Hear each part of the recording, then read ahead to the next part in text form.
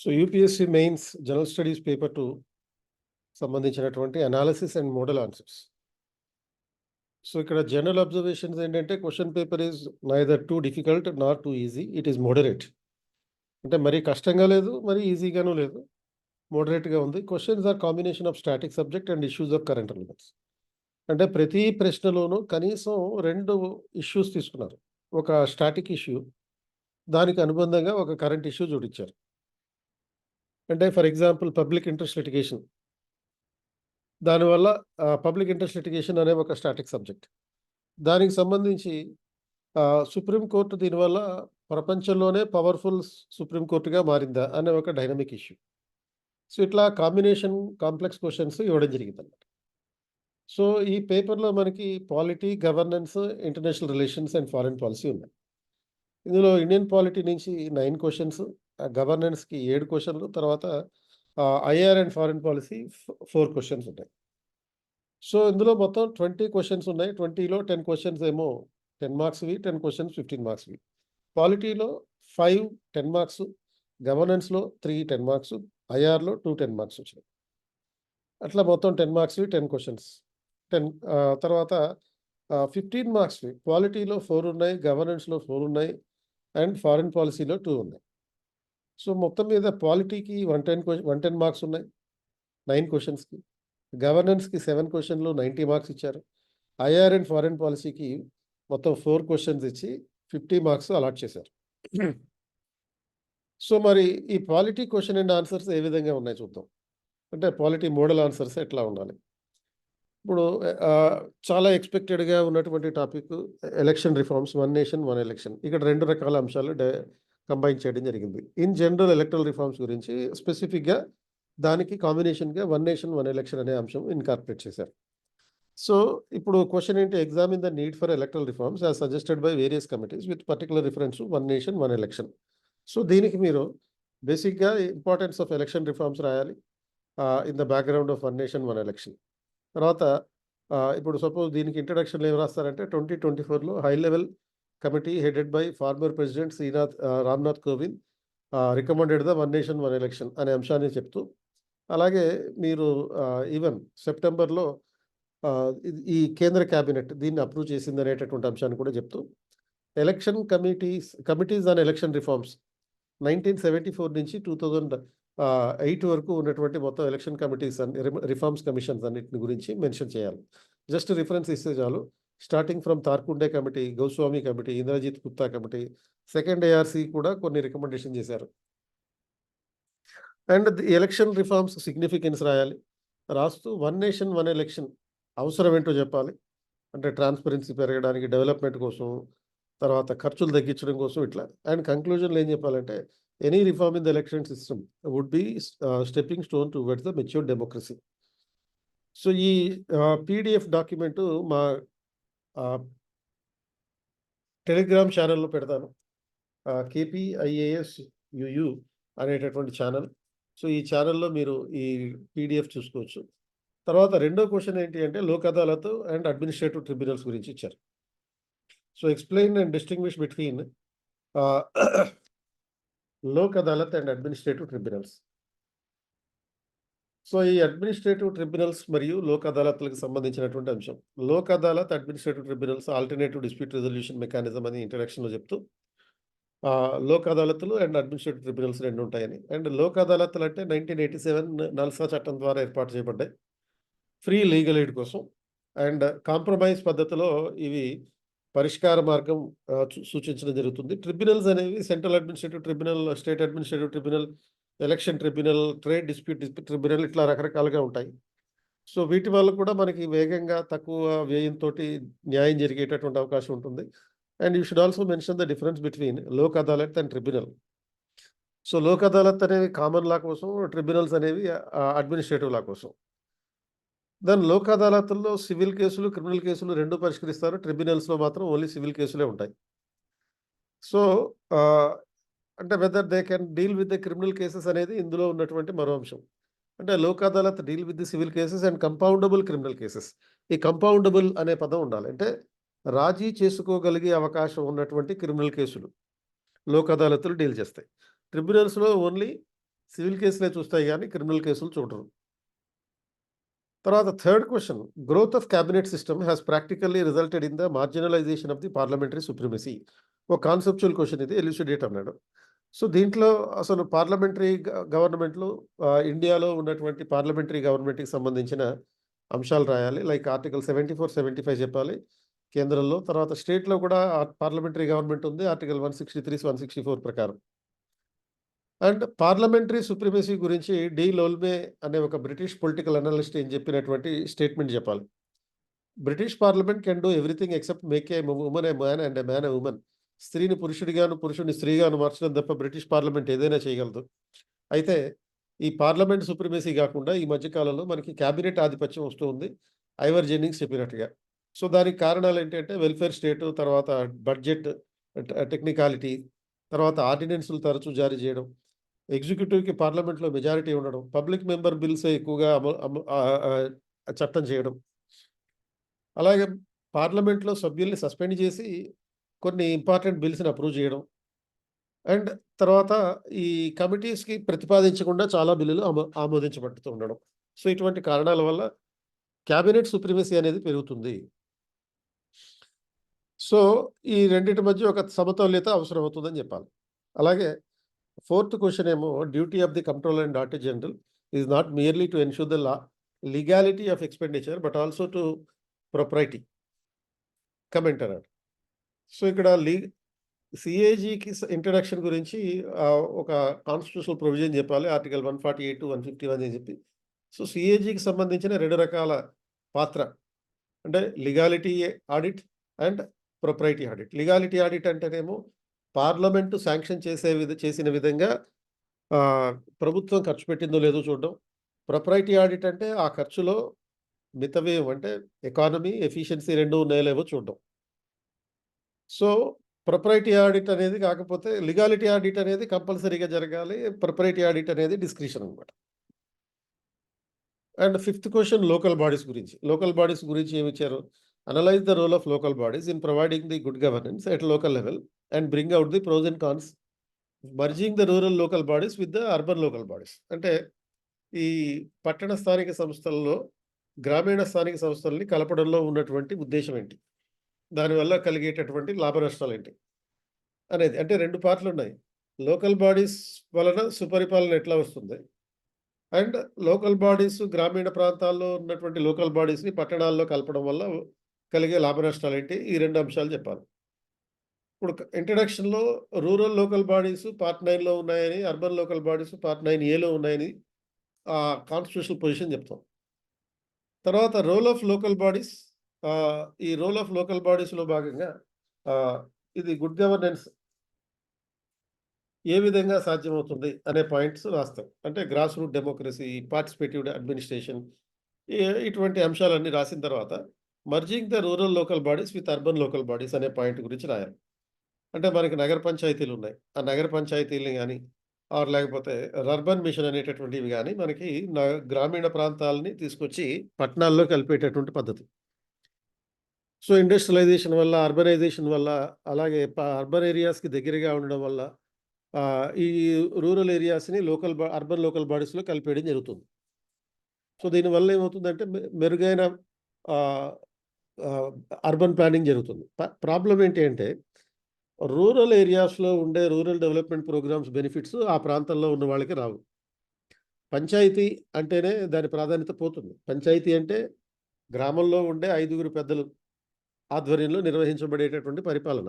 దానికి ఇంకా అవకాశం ఉండదు. అండ్ ఆత్మనిర్భర్ పంచాయతీలనేవి ఉండేటటువంటి పరిస్థితి ఉండదు. ఇప్పుడు మన స్మార్ట్ సిటీ ప్రోగ్రామ్ గాని, శ్యామ్ ప్రసాద్ ముఖర్జీ అర్బన్ మిషన్ గాని, నగర పంచాయతీలు గాని, ఇవన్నీ కూడా గ్రామీణ స్థానిక ప్రభుత్వాలని పట్టణ స్థానిక ప్రభుత్వాల్లో కలిపేసేటటువంటి కార్యక్రమాలు. తెలంగాణ కూడా ఈ మధ్య కాలంలో ఓఆర్ఆర్‌కి అలాగే రీజనల్ రింగ్ రోడ్‌కి మధ్య ఉన్నటువంటి ఒక 51 రూరల్ లోకల్ బాడీస్‌ని అర్బన్ లోకల్ బాడీస్‌లో మర్జ్ చేయడం జరిగింది. సో కాబట్టి ఫ్యూచర్ అంతా కూడా అర్బనైజేషన్ అయ్యేటటువంటి అవకాశం ఉన్నటువంటి నేపథ్యంలో ఇది తప్పదు. ఈ మర్జర్ అనేది తప్పదు. ఇక సిక్స్త్ క్వెషన్ ఫెడరలిజం గురించి. What are changes that the union government has recently introduced in the domain of centre state relations? Suggest measures to be adopted to build the trust between center and states for strengthening the federalism. అంటే ఈ కేంద్ర ప్రభుత్వం ఈ మధ్య కాలంలో ప్రవేశపెట్టినటువంటి కొన్ని పద్ధతులు అంటే కేంద్ర రాష్ట్ర సంబంధాల్లో ప్రవేశపెట్టినటువంటి అంశాలేంటి? సో, ప్రధానంగా ఇక్కడ ప్రవేశపెట్టింది ఏంటంటే కోఆపరేటివ్ ఫెడరేషన్ గురించి కొన్ని చర్యలు చేపట్టారు. అలాగే కాంపిటీటివ్ ఫెడరల్ చర్యలు చేపట్టారు. రీసెంట్రలైజింగ్ మెజర్స్ చేపట్టారు. అంటే 3 రకాల చేంజెస్‌గా మనకి కనపడతాయి. కోఆపరేటివ్ ఫెడరలిజం అంటే సంథింగ్ లైక్ నీతి ఆయోగ్ ఏర్పాటు చేయడం, ప్లానింగ్ కమిషన్ రద్దు చేయడం, ఇంటర్ స్టేట్ కౌన్సిల్‌ని, జోనల్ కౌన్సిల్‌ని ఏర్పాటు చేయడం. ఇవి సబ్‌కే సాత్ సబ్‌కా వికాస్ అనే ప్రాసెస్‌లో భాగంగా చేయడం జరిగింది. తర్వాత రీసెంట్రలైజింగ్ ఫెడరలిజం అంటే మళ్ళీ రాష్ట్రాలకి ఉన్నటువంటి అధికారాల్ని కేంద్ర ప్రభుత్వం లాక్కోవడం. గవర్నర్ల ద్వారా, జీఎస్టీ ద్వారా, ఆర్టికల్ 356 ద్వారా ఈ ఈ కేంద్రంలో యూనియన్ మినిస్ట్రీస్ ఏర్పాటు చేయడం ద్వారా అంటే స్టేట్ సబ్జెక్ట్స్ మీద యూనియన్ మినిస్ట్రీస్ ఏర్పాటు చేయడం ద్వారా, ఐఏఎస్ క్యాడర్ రూల్స్ మార్చడం ద్వారా, సో అలాగే కోవిడ్-19 సెంట్రల్ మేనేజ్మెంట్ ద్వారా ఇట్లా రీసెంట్రలైజేషన్ జరిగింది. దీంతో పాటు పోటీ సమాఖ్య కాంపిటీటివ్ ఫెడరలిజం కూడా వచ్చింది. అంటే రాష్ట్రాల మధ్య పోటీని పెట్టి school education quality index, state health index ఇటువంటి పద్ధతుల ద్వారా అలాగే కొన్ని రాష్ట్రాల మధ్య పోటీ one nation, one ration card లాంటి పద్ధతుల ద్వారా కూడా పెట్టారు. సో, ఈ నేపథ్యంలో చేపట్టాల్సిన చర్యలేంటి? సర్కారీ కమిషన్ సూచనల్ని, పూంజీ కమిషన్ సూచనల్ని అమలు చేయాలి. అలాగే మూడో కమిషన్ ఏర్పాటు చేయాలి సెంటర్ స్టేట్ రిలేషన్స్ మీద. అండ్ అంతేకాకుండా సింబయాటిక్ ఫెడరేషన్, కొలాబరేటివ్ ఫెడరేషన్ లాంటివి ఏర్పాటు చేయాలి. వచ్చేటట్టుగా చూసుకోవాలి. సో, 3 యాస్పెక్ట్స్ అంటే ఈ క్వెషన్‌లో 2 డైమెన్షన్స్ ఉన్నాయి. ఒకటేంటి అంటే what are the changes that the union government recently introduced in the domain of centre state relations అని. Suggest measures adapted to build the trust between centre and states to strengthen the federalism. So, ఇట్లా 2 రకాల dimensions ఇక్కడ incorporate చేశారు. అలాగే మరో question right to privacy గురించి. Right to privacy is intrinsic to life and personal liberty and is inherently protected under article 21 of the constitution. ఇది ఒక part.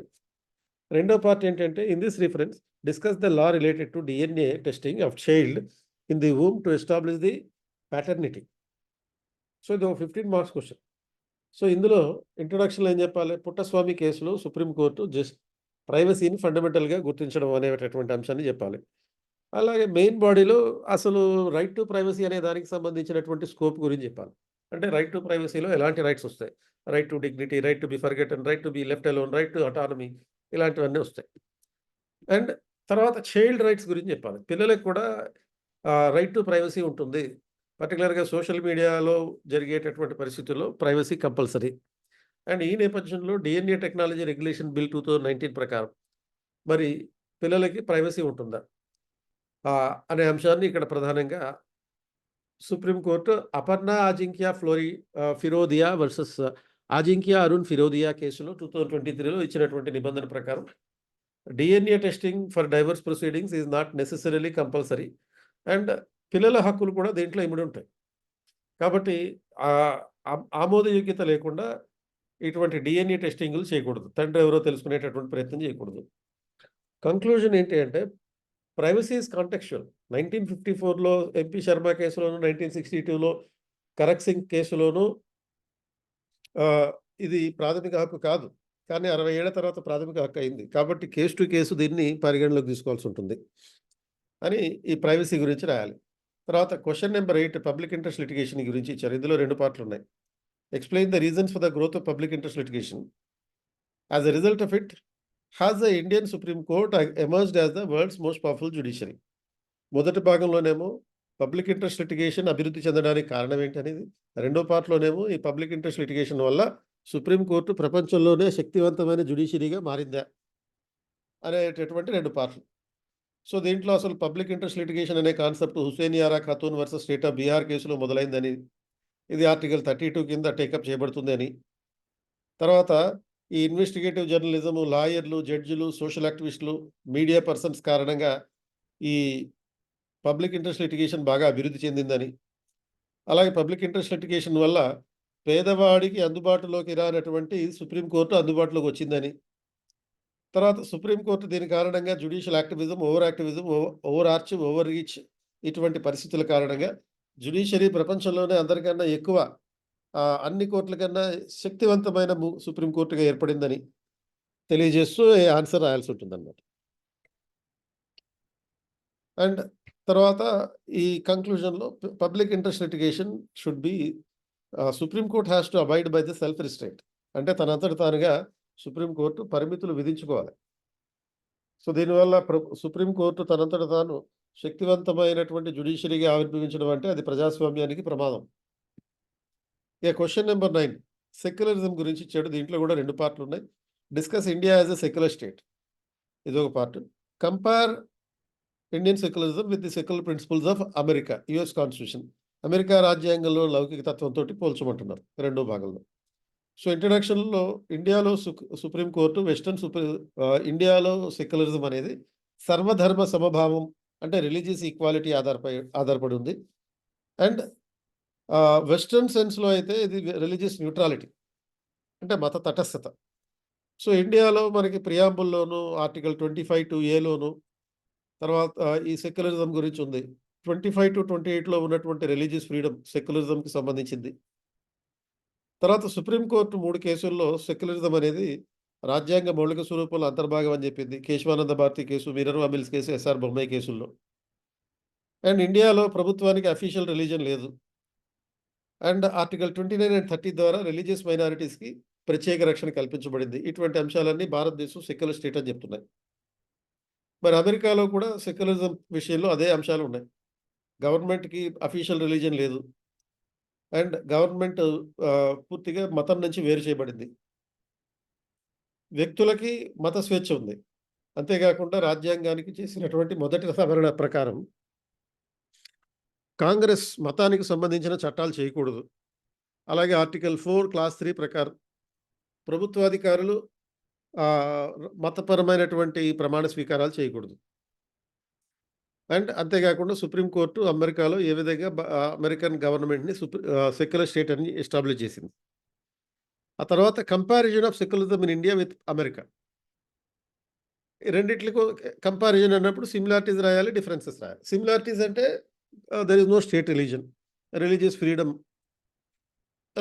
రెండు దేశాల్లోనూ ఉంటుంది. రిలీజియస్ ఈక్వాలిటీ 2 దేశాల్లోనూ ఉంది. మైనారిటీ హక్కులు 2 దేశాల్లోనూ పరిరక్షిస్తారు. డిఫరెన్స్ ఏంటి? ఇండియాలో స్టేట్ అనేది మతం పట్ల ప్రొయాక్టివ్‌గా ఉంటుంది. అమెరికాలో న్యూట్రల్‌గా ఉంటుంది. అండ్ తర్వాత ఇండియాలో మతపరమైన పండుగలకి, ఉత్సవాలకి గవర్నమెంట్ ఫండింగ్ ఇస్తది. ఇప్పుడు ఫర్ ఎగ్జాంపుల్ సమ్మక్క సారక్క జాతరకి గవర్నమెంట్ ఆధ్వర్యంలో నిర్వహించబడుతుంది. పుష్కరాలు గవర్నమెంట్ ఆధ్వర్యంలో నిర్వహించబడతాయి. సో అట్లా గవర్నమెంట్ ఆధ్వర్యంలో కొన్ని ఫెస్టివల్స్ జరుగుతాయి. అలాగే ముస్లింలకి మక్కా యాత్రకి గవర్నమెంట్ నిధులిస్తుంది. సబ్సిడీదారులకి పంపిస్తుంది. కానీ government in America cannot spend money for the religious affairs. Then ఇండియాలో మతం కోసం మతపరమైన విద్య కోసం ప్రభుత్వం డబ్బులివ్వచ్చు. కానీ అమెరికాలో మతపరమైన విద్య కోసం డబ్బులిచ్చే అవకాశం లేదు. ఇండియాలో religious holidays are given by the state. ప్రభుత్వం ఒక 17 రకాల మతపరమైన పండుగలకి హాలిడేస్ ఇస్తుంది. అమెరికాలో గవర్నమెంట్ హాలిడేస్ నాన్ రిలీజియస్ ఉంటాయి. అంటే నాన్ రిలీజియస్ అంటే మతంతో సంబంధం లేనటువంటి హాలిడేస్ ఉంటాయి. సో కాబట్టి ఒక రకంగా చూసినప్పుడు ఇండియాలో సెక్యులరిజం అనేది అమెరికా సెక్యులరిజం కన్నా విశాలమైంది. అమెరికాలో ఓన్లీ రిలీజియస్ న్యూట్రాలిటీ. ఇండియాలో religious positivity as well as negativity proactive ఉంటుందన్నమాట. సో ఇట్లా మొత్తం 9 క్వెషన్‌లు వచ్చినాయి. ఈ డాక్యుమెంట్ మా టెలిగ్రామ్ ఛానెల్‌లో పోస్ట్ చేస్తాను. You can collect that. Download it.